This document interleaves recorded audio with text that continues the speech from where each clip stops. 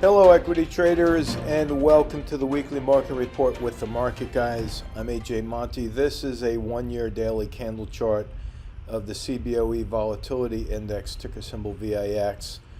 And if you're brand new to this weekly market report, understand that I keep the lines on the chart from the previous week's alert so you can see how the forecast worked out.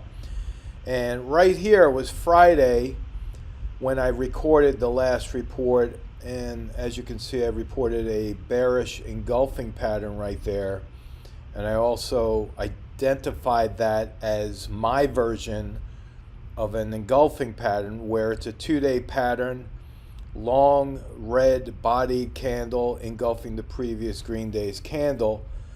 And while it's more significant when it's found at the end of an upward leg, it is significant enough for us to take action on that, because 80% of the time when you see a 2-day pattern like that, whether it's at the end of an up leg or in the middle of a trend or a down leg, generally we see lower prices. And that's from my almost 40 years of tracking engulfing patterns. I've found that to be the case.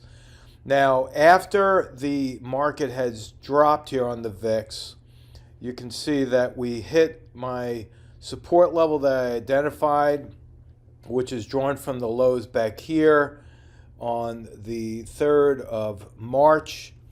And right now, we see a very small bodied candle known as a spinning top, almost a doji right there. And with that happening, I could stack up all the evidence that this volatility index is going to rally next week. We have not only this engulfing pattern forming this long stretch of red. This long stretch of red candles, 6 red candles in a row, is known as a stale red light. And that means that we're due for a green candle. That's number one. Number two, you see a wide divergence from this 20-period moving average. It's called the rubber band effect. Usually we see a snapback to that moving average. If I go down here and magnify that for you, you can see the stochastics is at a fairly low level. It's oversold, and it's starting to hinge from a downward direction to a sideways direction. That is turning more bullish. And as we go a little bit further down, the CCI is at a fairly low level right there as well. Oversold. I would expect that to start to turn up. So when it's extremely oversold, the more oversold it gets, the more bullish we become. And because this is the volatility index, if we see a rally next week up to what I'm going to target as the 20-period moving average, that target, if we hit that target and we move up, then that's going to be bearish for the S&P, because again, they're inversely related. So I'm going to draw my forecast line just like that. So you can track that next week with me as I leave those lines on the chart. You'll see whether or not that's a good forecast. Now, going to the S&P, this is pretty amazing. This week we hit on almost every single forecast. We hit exactly right. And so here we go again. The S&P inversely related to the VIX. You can see that we hit my target precisely to the penny yesterday. And because we came out with a positive jobs report, the market gapped up pretty significantly, and it gapped up over this resistance point. Now again, notice what's happening down here. We have 6 green candles in a row, and that means we're due for a red candle. I'm going to erase this former resistance, and I'm going to put a forecast line out where I believe next week we're going to pull back to at least fill this gap right here. Gaps fill 80% of the time, and when you have a stock or a market gapping up, that gap below the market acts like a price magnet. So next week I think the spiders are going to pull back. The evidence that we're seeing in the price action is supported by what? The stochastics. You see how that's rolling over? I magnify that. You see when the blue line, which is the actual stochastic line, crosses over the red line and it's crossing a downward direction, that's a sell signal. You can see down here the CCI, again, extremely overbought. I do believe that that's going to start to turn lower. I'll even forecast the CCI turning lower next week. Therefore, if you have any long positions and you're using this report as a tool to help you manage risk and even protect profits, I would say trail your stops up, because next week we could very well see lower levels. Remember, this was a knee-jerk reaction to a pretty incredible jobs report. Now, what I believe is going to happen on the political side is you're most likely going to see the president's foes contesting that number and whether or not that's an accurate number or not. And it may even create some doubt in the investor community. So if you have not taken a profit today because you think it's going to go higher, Monday we could see a lot of profit taking. I mean, let's face it. This is a pretty incredible upward move that we've had, and we forecasted it last week as being up. You see that? So we hit on that one as well. If we look at the Russell 2000, which is a more broad-based index, again, look at this. Yesterday, the end of that diagonal line, by the way, is my target. Yesterday, we hit that and closed to the penny of my target. Today, we went higher, obviously, alongside that jobs report.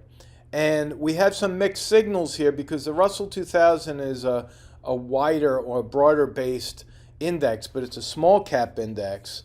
And towards the end of the day, if I zoom in here, you'll see that we had some selling towards the end of the day. You see this action right here? This is an intraday minute by minute chart. We had some selling off at the end of the day.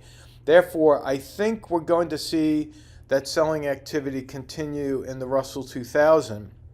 We also have another long stretch of green. That stale green light is giving us caution that we'll most likely see a red candle. So I'm going to, again, say the Russell 2000 will pull back. I'm going to erase this line right here, clean that chart up a little bit. This stochastics is overbought, but what I'm noticing here, both in the stochastics and the CCI, is something I've talked about before. Let me condense this scale a little bit to the right. We have a higher high on this index, but notice we have a lower high on the stochastics and a lower high on the CCI. That's known as a negative divergence. If you're new to that oscillator down here, the CCI, and you don't know about negative divergences, it's something you really need to pay attention to, because that is the most negative signal you can get. And so when we see a long shadow above this candle signaling sellers coming in towards the close, we have that wide divergence from that moving average. That's bearish. We have gaps down here below the market. That's bearish because that'll act as a price magnet.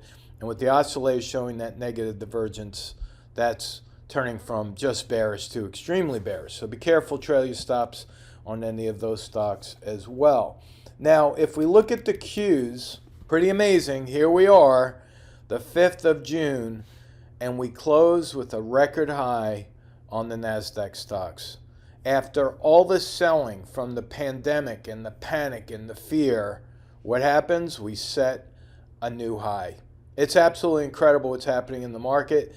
It's almost, I mean, if you're not following the charts, it's almost to the point where it's going to be hard to predict. But we're doing a good job because the technical signals are helping us remove the emotion from the decision-making process and giving us an eyeball on where to set our stops and protect ourselves. Now, if you've been plugged into the market, guys, you'll know that our March open house session, right around here, we had an open house session and we were seeing all the buy signals coming in. We were talking about the possibility of buying Netflix and Walmart and some of the other internet stocks.